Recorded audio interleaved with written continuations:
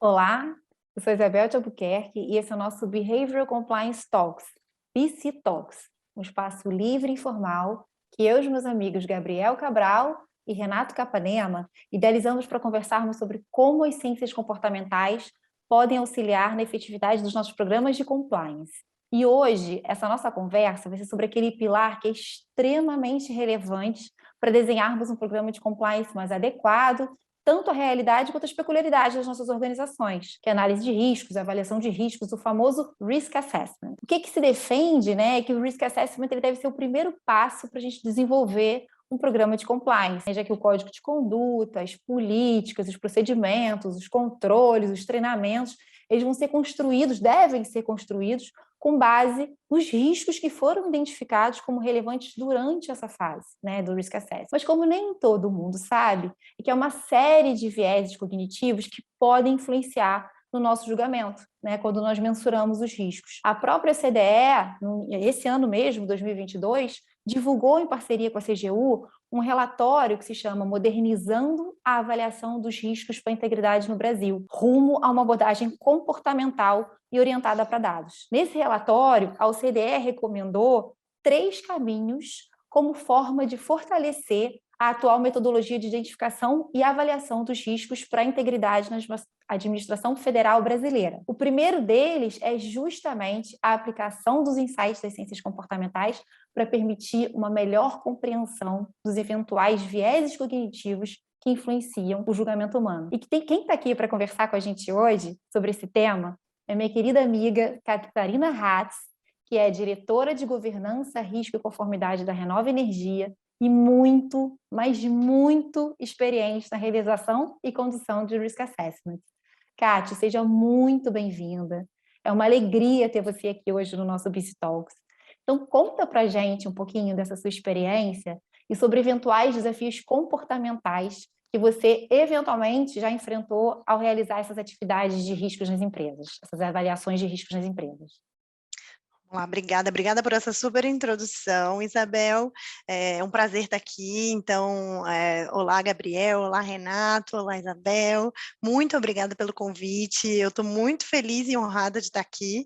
O BC Talks é uma iniciativa sensacional. Tive a oportunidade de dar uma olhadinha nas edições anteriores e sou fã de todo mundo que já esteve aqui falando. Então, realmente é uma honra e um prazer inenarrável estar por aqui. Obrigada mesmo. A sua introdução, Isabel, foi maravilhosa. Acho que você trouxe aí um overview da importância desse pilar, que deve ser, idealmente, né, a gente sabe que no dia a dia a gente tem muitos desafios para conseguir realizar uma análise de riscos, mas a gente vai falar um pouquinho sobre as possíveis metodologias e formas de se enxugar o processo, como tudo na vida, com ganhos e alguns pontos de atenção que a gente tem que ficar sempre atento.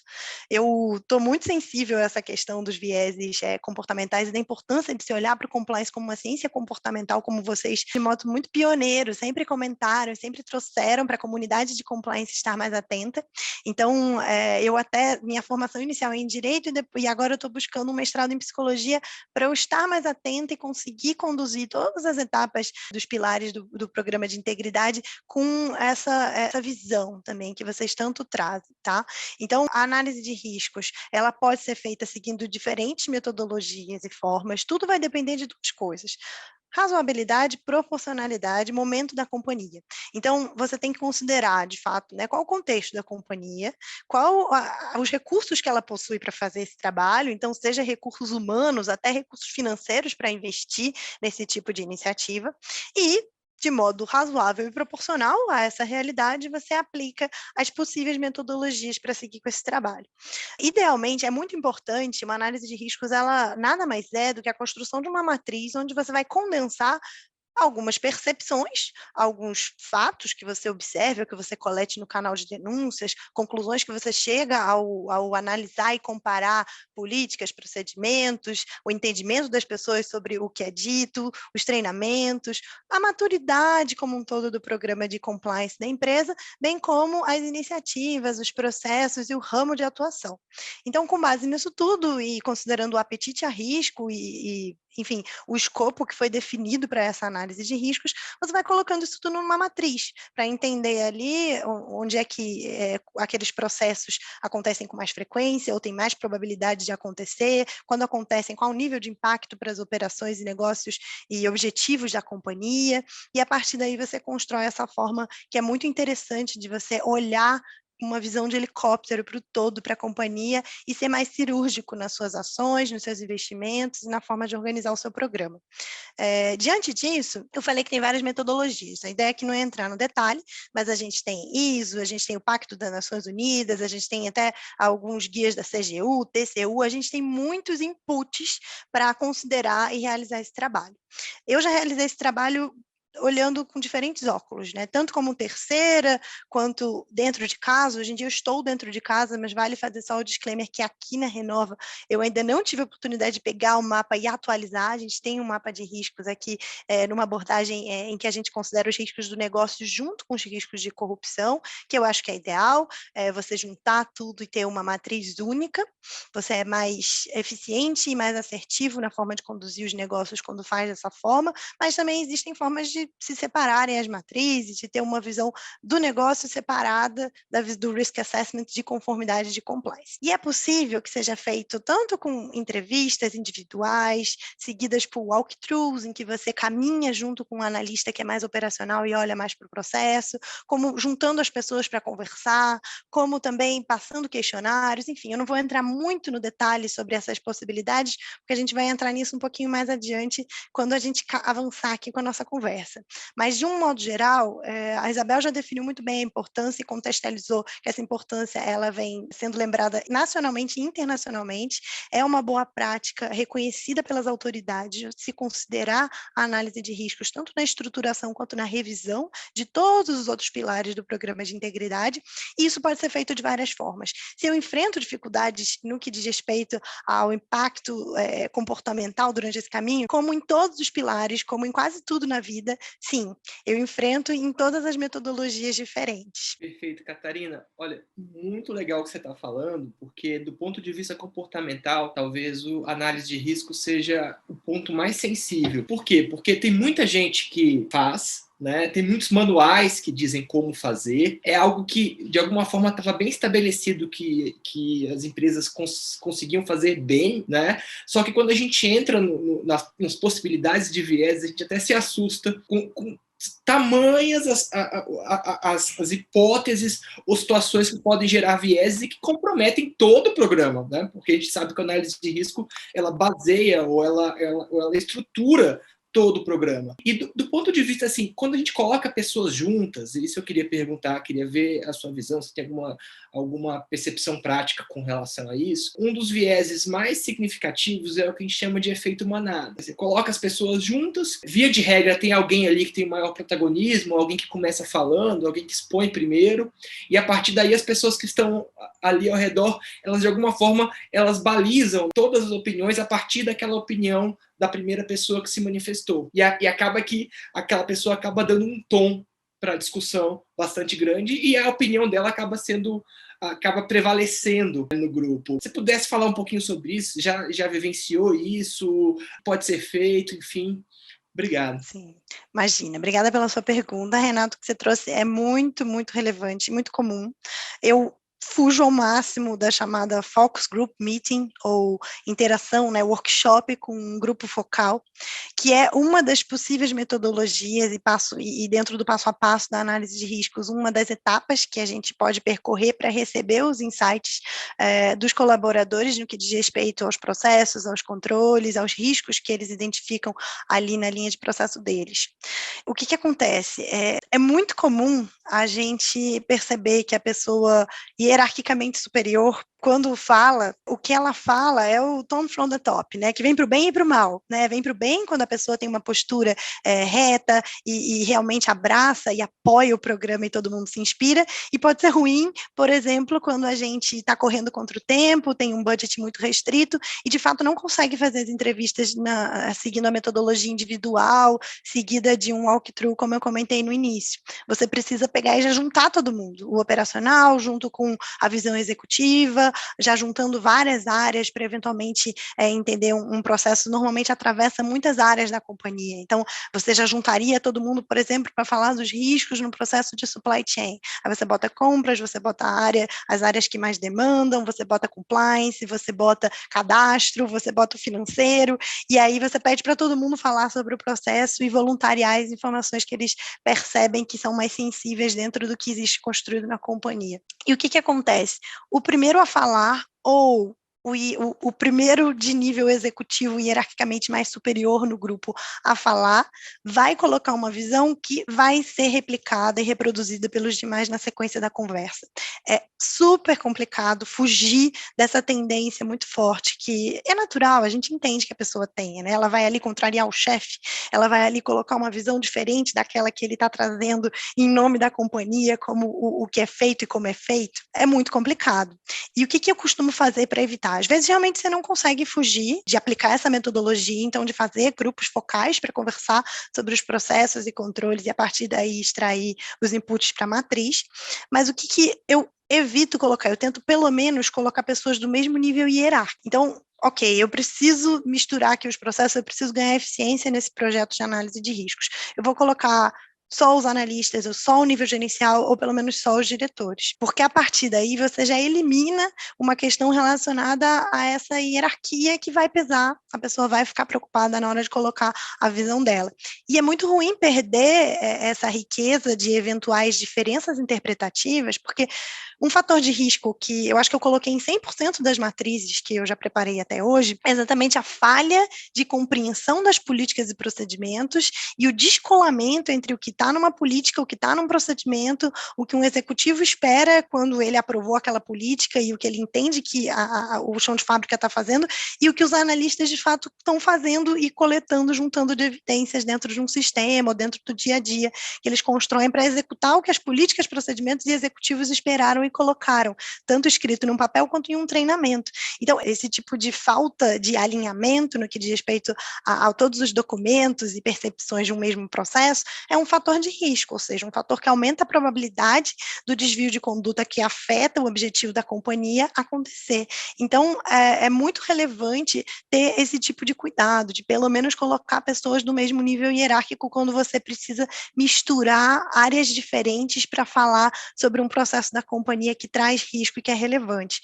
Então, com certeza, o efeito manada acontece, tem alguns motivos, né, que estão por trás, todos super justificáveis, por mais que a companhia seja uma companhia que tem um clima gostoso de trabalhar, todos amigáveis, todos na mesma página, existe essa visão, né, de que a pessoa hierarquicamente superior é quem coloca as regras e você está ali para seguir aquelas regras, então você não vai contrariar, você não vai falar que você faz diferente, você vai correr para ver o que você faz para consertar e não vai falar isso para a pessoa que está fazendo a matriz de riscos. Então, é muito, muito relevante e muito comum. Obrigada pela sua pergunta. Perfeito, Catarina. Aqui, relato interessante, curioso, né? Nós ficamos aqui pensando tanto de experiências que você já passou, né, e tem de riqueza para nos contar. Bom, e já encaminhando para o final, né, nosso objetivo aqui é ter um encontro bem rápido, né, para as pessoas poderem assimilar as informações e terem o tempo para poder assistir. Eu queria voltar um pouquinho nesse tópico, né? Você comentou, por exemplo, em questões de eficiência,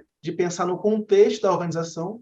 E eu imagino que muitas vezes, mesmo o Focus Meeting Group, apesar dos seus desafios, não é possível, porque nem para isso as pessoas têm disponibilidade. E aí eu imagino que, nesses casos, a solução seja, talvez, enviar questionários. E aí eu imagino, né, do ponto de vista metodológico, né, dos desafios de questionários, a gente, por exemplo, conhece um efeito muito conhecido, que é o chamado Compromise Effect, que é as pessoas, né, se elas estiverem diante de um questionário com opções extremas, né, e opções intermediárias, elas vão fatalmente, ainda que não percebam, sempre procurar uma posição, né, que seja mais intermediária e não extrema. Esse é um problema muito comum em questionários, né? E aí, com base nisso, eu queria ouvir um pouquinho de você, saber se você teve esse desafio, né? Se realmente questionários trazem algum tipo de desafio mais específico. Muito obrigado. Sim, obrigada. Imagina, Gabriel, eu até percebi que um outro ponto, só terminando de complementar a minha resposta da pergunta anterior, é que além da questão hierárquica, também eu costumo conversar com o RH para entender um pouquinho do perfil das pessoas com quem eu vou conversar, porque tem pessoas que têm personalidades muito dominantes, que são muito influenciadores e agregadores dentro da companhia. Então, essas pessoas também eu tento alocar, né, as conversas no Focus Group Meeting, isolando, de certa forma, não colocando, porque senão realmente, como o grupo não necessariamente só reconhece o líder hierárquico como um líder e um influenciador. Existem as pessoas que, de fato, são influenciadoras ali, têm uma personalidade dominante. Então, esse cuidado, esse alinhamento com o RH para você ser mais assertivo dentro dos inputs que você vai receber dos grupos também é muito relevante, tá? Só porque eu não queria deixar de comentar. Agora, sim, vindo agora para a sua pergunta, existe a metodologia de se enviar questionários, e a partir desses questionários depois trabalhar nas respostas para a construção da matriz, e o viés, a tendência de não se comprometer, né, de não se expor, é muito comum e muito observada nesses casos, tá? A gente tem empresas por vários motivos que não querem, e não querem, não têm a possibilidade, não têm o time para alocar o tempo das pessoas para conversas, né? Então, o suprassumo, só recapitulando, o suprassumo, que eu mais gosto de fazer, o que eu acho que apresenta resultados melhores e mais livres de vieses. Tentar marcar entrevistas individuais com executivos e aquele walkthrough, ou seja, caminhar junto com o analista que executa o que está ali. Isso tudo depois de ter feito uma análise documental, uma análise do ambiente da companhia para montar roteiros que te permitem chegar preparado para essas conversas. É muito importante, tanto na conversa individual, quanto no walkthrough, quanto no Focus Group Meeting, estar muito preparado e conhecer já alguma coisa ali da companhia, daquele processo, para conduzir a conversa da melhor forma possível. Mas, muitas vezes, pelo momento da companhia, pela disponibilidade das pessoas, não é possível fazer isso. E aí a gente segue para a possibilidade de coletar informações por meio de questionários. Gosto muito, já usei algumas vezes, e já tive até que reenviar o meu questionário, mudando o meu padrão de respostas, porque as pessoas, de fato, vão sempre querer ficar ali no meio. Então, as metodologias possíveis para se construir uma matriz de riscos, elas não trazem necessariamente a ferro e fogo a quantidade, né, de campos ali que você vai ter em termos de impacto e probabilidade. Você tem uma certa maleabilidade dentro disso. Então, você pode construir uma matriz mais simples, em alto, médio, baixo, até alguma mais sofisticada, que você vai botar um muito baixo, um muito alto, e vai mexendo aí dentro das possibilidades de resposta quando você pede para a pessoa trazer a percepção dela com relação ao risco inerente àquele processo sobre o qual ela está falando. E o que acontece? A gente precisa priorizar números pares, porque quando você bota uma quantidade ímpar de respostas, né, ou de possibilidade de alocação do risco, do impacto, da probabilidade, e pede para a pessoa trazer isso para você, ela muitas e muitas vezes vai entrar no médio. Muito raramente ela vai se comprometer a dar uma resposta no sentido de que é baixo, não, bota a mão no fogo, isso aí é baixo, ou isso é alto, isso impacta bastante a companhia. Porque ela tem medo da repercussão daquilo depois, ela tem medo, né, do que vão interpretar daquilo, né, de repente você interpretar que ela é incompetente porque ela não está fazendo o suficiente, né, para ter um controle bom para aquele risco, pelo menos quando você olha para ele no aspecto residual, que é o risco que fica depois de aplicar os controles, ser mais baixo. Então é muito complicado, tanto quando você pergunta e pede uma percepção mais pura do risco inerente ao processo, quando você pede avaliações sobre impacto, probabilidade e o que ela acha que é o risco residual dentro do que ela tem de controles, sempre é muito ruim ter uma quantidade ímpar, porque as pessoas vão entrar no meio, por 1000 motivos. Eu citei alguns que eu já me deparei, e eu já cheguei nesse ponto. Imagina, Gabriel, eu terminei, soltei o formulário, e aí eu cheguei e tive 96% das respostas no meu campo do meio, no médio, porque a gente tinha construído uma matriz 3x3, porque a companhia não queria nada muito complicado, queria que fosse mais simples, e mais simples seria uma matriz de 3x3, e aí eu consegui convencer os executivos na época de que, não, a gente vai ter que reenviar, a gente precisa ir para um caminho 4x4, porque senão eu não tenho material suficiente, sem conversar com as pessoas, para construir uma matriz que faça sentido, que seja mais fiel à realidade que a gente precisa olhar e mapear. Então, é muito relevante o que você colocou e muito comum. complementando a minha resposta, é importante até para todo mundo ficar na mesma página, né? Aqui tem muita gente, acho que com diferentes níveis de intimidade com o tema. Quando eu estou falando da matriz 3x3 ou 4x4, no que diz respeito a enviar formulários e voltar com inputs das pessoas para construir a matriz, eu estou falando de você pedir que as pessoas voluntariem a visão delas no que diz respeito ao nível de risco ao qual aquele processo submete a companhia. Então, você vai separar ali por áreas, vai fazer algumas perguntas padrão, que depois você vai interpretar, vai sanear e vai colocar na matriz, e você vai pedir para elas mensurarem qual o nível de risco que elas entendem que está atrelado àquele processo. Elas podem colocar alto, médio, baixo, tanto para o nível de risco inerente ao processo, quanto para o nível de eficiência dos controles que visam mitigar aquele risco e trazem um risco residual, que é o que fica, quanto no que diz respeito ao impacto e probabilidade. Você vai, de fato, perguntar para a pessoa, vai pedir para ela trazer todos os inputs com relação ao que ela enxerga com relação àquele processo. É importante você fazer ali um sumário, uma explicação para a pessoa entender o que você está perguntando e o que significa colocar cada uma daquelas respostas, mas é basicamente você soltar um questionário pedindo uma autoavaliação de riscos dos próprios colaboradores, e depois você vai sanear e colocar na matriz de acordo com o formato que você construir. Então, quando eu estou falando das respostas em quantidade par, quantidade ímpar, que vão popular a matriz, eu estou falando exatamente dessa indexação, alto, médio e baixo. O médio é onde a pessoa que não quer se comprometer vai colocar a resposta dela. E quando você aumenta e coloca uma quantidade par de respostas, como, por exemplo, baixo, muito baixo, médio e alto, você força a pessoa a refletir um pouquinho e caminhar um pouco com a resposta, evitando colocar sempre que é intermediário, é médio. Então, é isso que eu quero dizer com relação a essa observação que eu estou fazendo para esse nosso bate-papo nesse aspecto. Espero ter colaborado um pouquinho, trouxe aí alguns insights sobre, enfim, algumas pedras no caminho que eu já encontrei, algumas dicas de como tentar resolver, mas é um desafio, é um processo complexo, eu acho que existem várias formas de fazer, então não deixe de fazer porque acha que é muito complexo, porque realmente eu vejo resultados muito bacanas para as companhias que têm um mapa de riscos e que têm uma abordagem baseada em riscos para pautar todo o programa, os treinamentos, enfim, tudo. Queria agradecer a todo mundo que estava aqui ouvindo a gente, de novo agradecer vocês três pelas perguntas, pela possibilidade de estar aqui, e é isso, muito obrigada. Imagina, Kátia, a gente que agradece, muito obrigada pela sua presença, foi uma delícia conversar com você hoje, obrigada por dividir com a gente um pouco da sua experiência, né, essa vasta experiência que você tem na condução de Risk Assessments, tenho certeza que tudo que você contou para a gente vai ajudar muito os nossos colegas, né, da área de Compliance, além disso também servir de inspiração para esses colegas, que é o nosso grande objetivo, muito obrigada. Bom, esse foi o nosso Behavioral Compliance Talks, uma iniciativa da CLU, onde conversamos sobre como as ciências comportamentais podem ajudar os nossos programas de compliance a serem ainda mais efetivos. Esperamos que você tenha aproveitado e até a nossa próxima conversa.